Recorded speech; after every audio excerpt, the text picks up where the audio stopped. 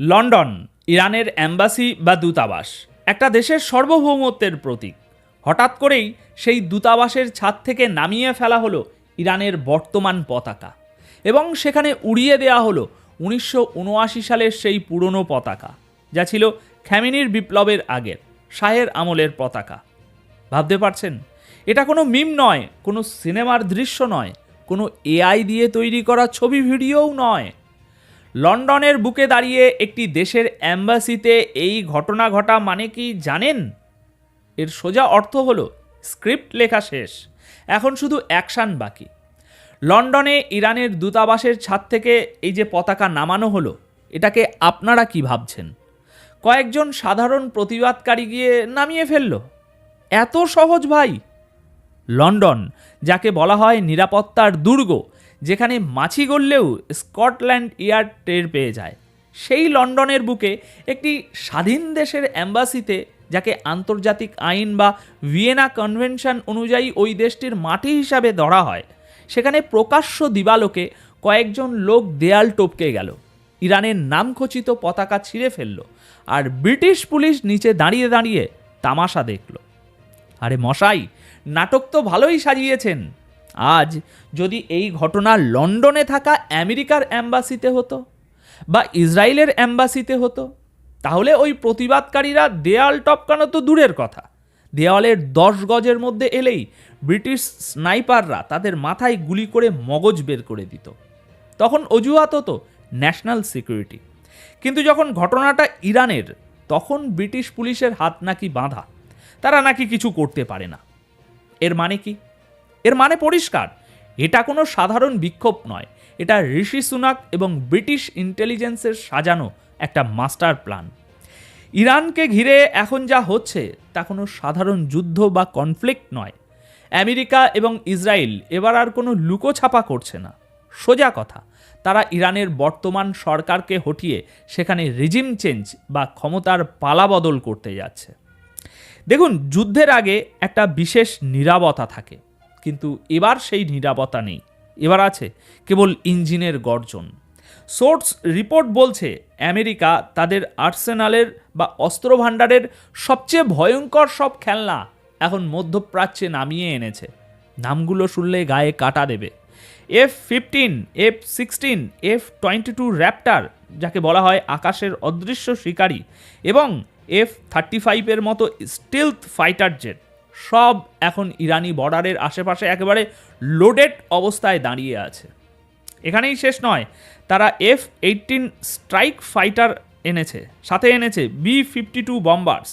B-52, যার কাজই হলো কার্পেট বম্বিং করে একটা পুরো শহরকে মাটির সাথে মিশিয়ে দেওয়া।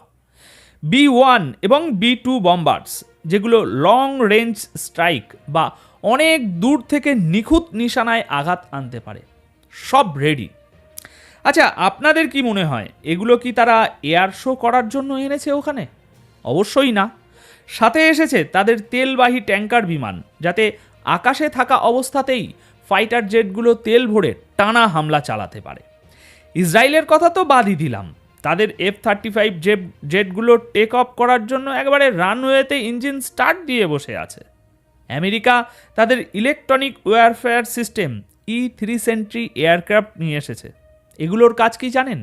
এগুলো ইরানের পুরো র্যাডার এবং ডিফেন্স সিস্টেমকে জ্যাম করে দেবে।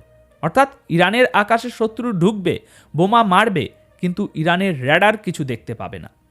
ট্রাম্প অলরেডি সিগন্যাল দিয়ে রেখেছেন অ্যাটাক হবে, আর সেটা হবে ধ্বংসাত্মক। 19-এর পর ইরান তাদের ইতিহাসে প্রথমবারের মতো সর্বোচ্চ হাই অ্যালার্টে আছে, কারণ তারা জানে এবার খেলাটা একদম অন্যরকম। এবার আসছি গল্পের সবচেয়ে ইন্টারেস্টিং পার্টে। দেখুন, যুদ্ধের একটা নিয়ম হলো বাইরে থেকে হামলা করার আগে ভেতর থেকে দুর্বল করে দেওয়া।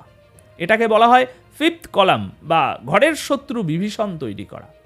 ইরানের বর্তমান পরিস্থিতি দেখুন, পুরো দেশ জুড়ে বিক্ষোভ চলছে, আগুন জ্বলছে, সরকার ইন্টারনেট শাটডাউন করে দিয়েছে, কোনো মোবাইল নেটওয়ার্ক নেই, এটিএম কার্ড কাজ করছে না, ডেবিট কার্ড অচল, পুরো দেশে ডিজিটাল ব্ল্যাকআউট চলছে। কিন্তু লজিকটা এখানেই ফেল করছে। ইন্টারনেট নেই, অথচ সোশ্যাল মিডিয়াতে ইরানের বিক্ষোভের হাজার হাজার HD ভিডিও আপলোড হচ্ছে। কিভাবে? কে করছে এগুলো? ভূতে? না বস, ভূতে না। এখানে এন্ট্রি নিচ্ছেন আমাদের টেক জায়েন্ট এলন মাস্ক এবং তার স্টারলিংক স্যাটেলাইট। রিপোর্ট বলছে ইসরায়েল আমেরিকাকে সোজা বলে দিয়েছে এলন মাস্কের স্টারলিংক মোডেমগুলো সেগুলো স্মাগলিং রুটের মাধ্যমে ইরানে ঢোকাতে হবে, এবং সেটা অলরেডি ঢুকে গেছে।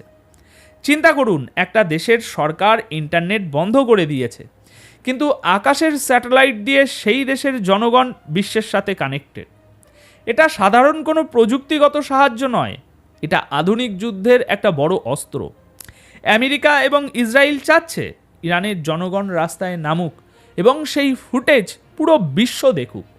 এতে করে হিউম্যান রাইটস বা মানবাধিকারের দোহাই দিয়ে হামলা করাটা তাদের জন্য একটা বৈধ হয়ে যাবে। ইরানের ভেতরে এখন প্রচুর গদ্দার গুপ্তচর অ্যাক্টিভ হয়ে গেছে। আমেরিকার প্ল্যান হলো যখন তারা মিসাইল ছুড়বে তখন ইরানের ডিফেন্স সিস্টেম যেন কাজ না করে, আর এটা তখনই সম্ভব যখন ভেতরের কেউ সিস্টেমটা অফ করে দেবে বা জ্যাম করে দেবে। ইরানের আর্মির কিছু জেনারেল এবং টপ অফিসিয়ালদের উপর আমেরিকার নজর অনেক আগে থেকেই। তারা চাচ্ছে একটা নিখুঁত সার্জিক্যাল স্ট্রাইক, যেখানে তারা মারবে কিন্তু পাল্টা মার খাবে না।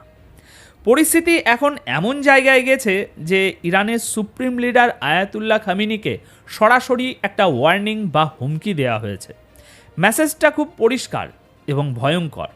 হয় তুমি স্যারেন্ডার করো, ক্ষমতা ছেড়ে দাও এবং রাশিয়ার মস্কোতে চলে যাও, যেমন সিরিয়ার বাশার আল আসাদ ওখানে টিকে আছে, আর না হলে তোমার পরিণতি হবে লিবিয়ার গাদ্দাফির মতো।